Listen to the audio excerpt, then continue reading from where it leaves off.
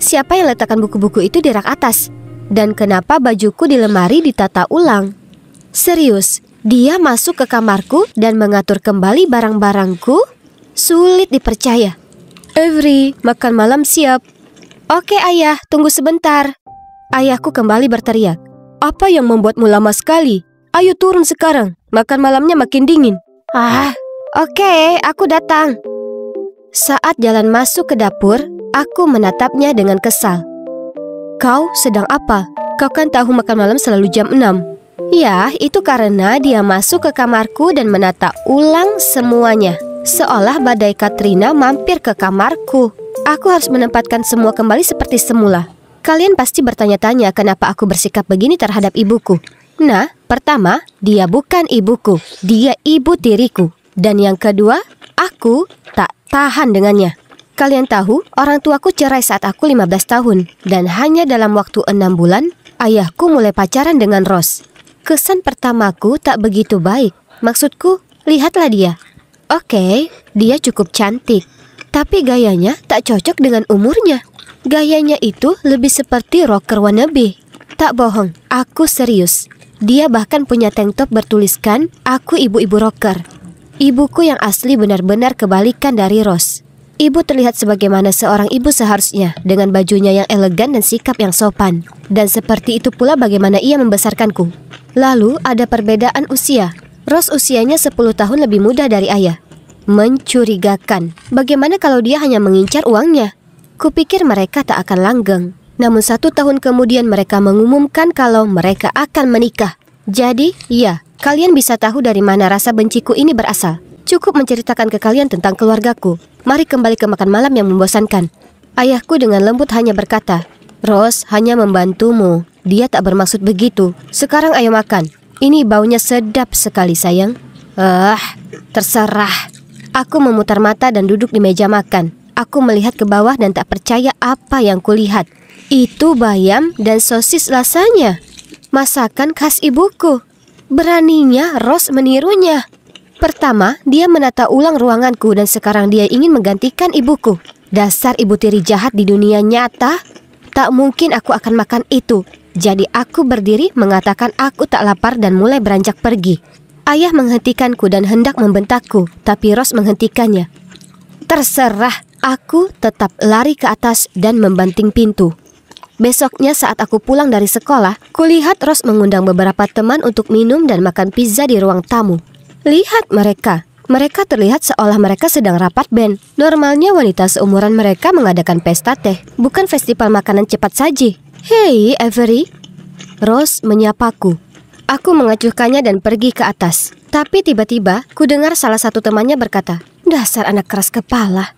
Apa dia tak punya sopan santun? Kalau aku jadi kamu, akan kutunjukkan ke anak itu siapa bosnya di sini.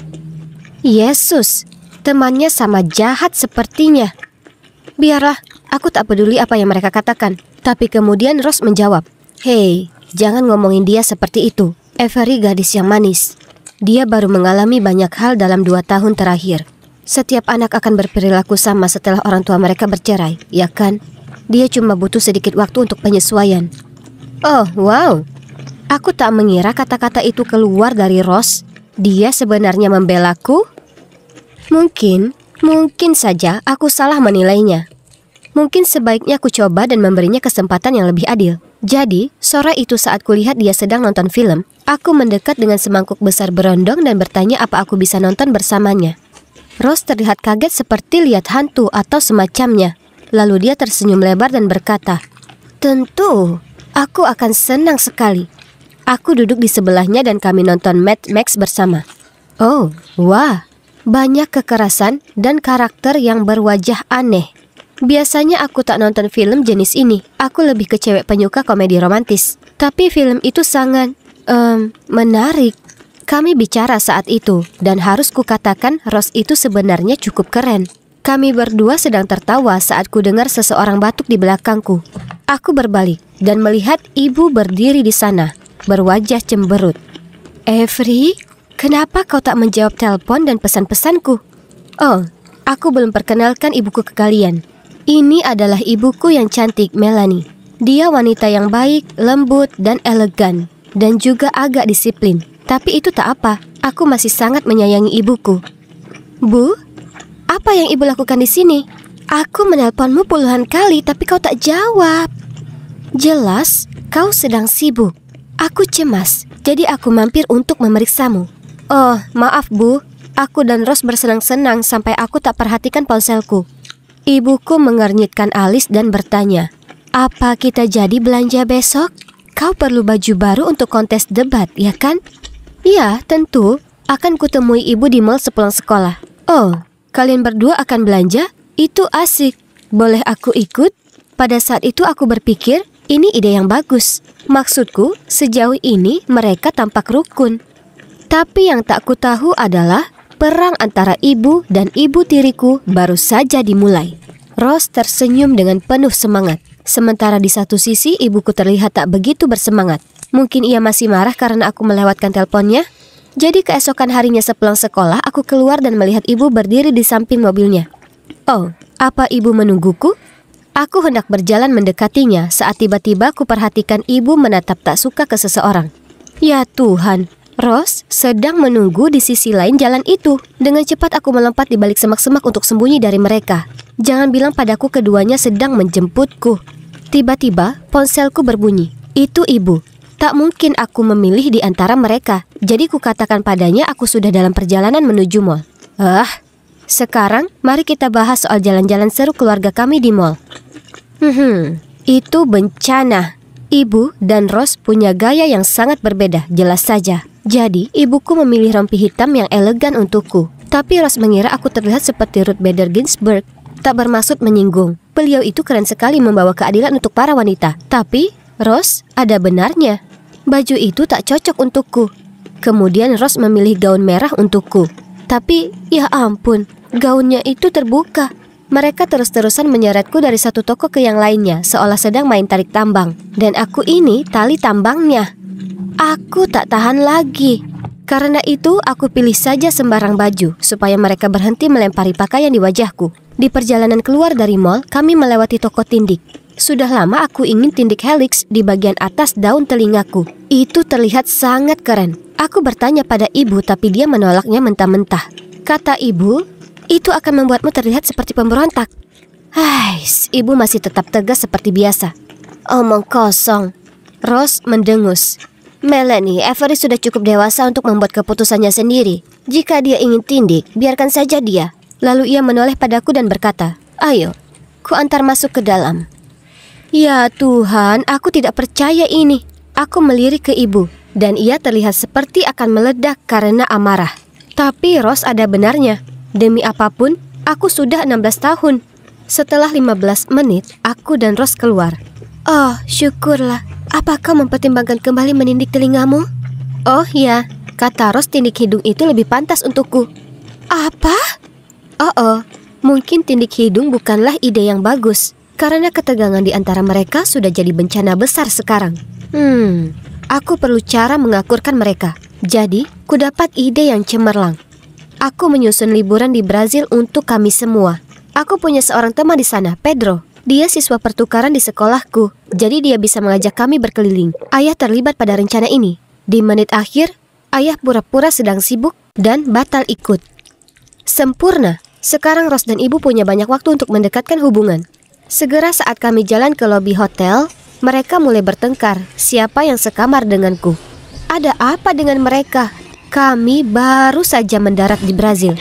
Jadi ku ambil kunci dari resepsionis dan mengatakan pada mereka untuk berbagi. Karena aku akan sekamar sendiri. Kemudian di malam harinya, setelah kami semua istirahat, aku menunggu mereka di lobi. Ya ampun, apa yang membuat mereka lama sekali? Tiba-tiba kulihat dua wanita berjalan mendekat dan saling dorong satu sama lain. Ya Tuhan, itu Rose dan ibu. Aku berusaha tetap tenang dan berkata, Yesus, bisakah kalian berdua berhenti bertingkah seperti anak TK? Ibu mencibir.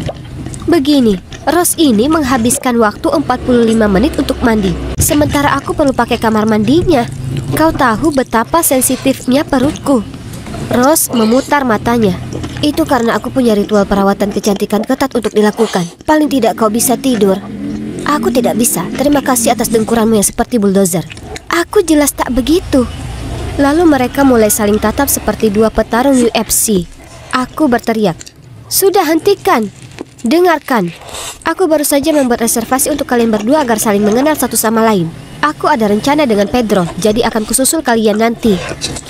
Mereka hendak menolak, tapi aku menatap mereka dengan tajam. "Ya, paling tidak kau akan bersenang-senang. Kalian berdua sebaiknya ke bar. Tak ada yang mengalahkan bar Brazil. Tidak boleh minum dan kembali jam 10 paling lambat." Ya, aku tahu. Selamat bersenang-senang." Aku melambai pada mereka dan meninggalkan hotel. Keesokan paginya kulihat mereka saling bicara. Benar-benar bicara, bukan bertengkar. Jadi aku berjalan menghampiri mereka dan bertanya, "Nah, bagaimana makan malamnya?" Kemudian mereka cerita padaku makan malamnya berjalan sangat baik. Mereka berhasil mengesampingkan perbedaan mereka dan jadi akur. Berhasil. Hahaha. Jadi sekarang bisa kunikmati sisa perjalanan. Setelah sarapan, Pedro datang mengajak kami trip hiking di hutan. Sungguh luar biasa. Udaranya segar, burung-burung yang berkicau. Ya, mungkin demikian kecuali hawa panas dan nyamuk-nyamuknya. Pedro ingin mengajak kami ke lokasi yang katanya sempurna untuk melihat matahari terbenam.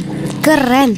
Awalnya semua berjalan dengan baik, tapi kemudian saat Rose menghindari sebuah ranting pohon, tak sengaja mengenai ibuku. Ya Tuhan, kau sengaja mengenaiku ya kan? Apa? Itu tak masuk akal. Aku cuma menghindari ranting itu. Oh, kumohon, yang benar saja. Apa menurutmu aku bohong? Hei semuanya, hentikan. Ayo bersikap lebih pengertian dan bicarakan bersama, seperti yang kalian lakukan kemarin malam, oke? Itulah saat aku tahu kalau mereka hanya pura-pura berteman supaya aku tak rencanakan lagi makan malam untuk mereka. Ya Tuhanku, tak bisa dipercaya. Setelah sandiwara pertemanan mereka terungkap, mereka mulai hiking cepat, seolah mereka sedang berkompetisi atau semacamnya. Tapi, ya, baru 15 menit saja mereka kelelahan dan bahkan tak bisa berdiri tegak lagi. Aku mulai berteriak ke mereka, "Ini hebat sekali. Perseteruan bodoh kalian merusak liburanku."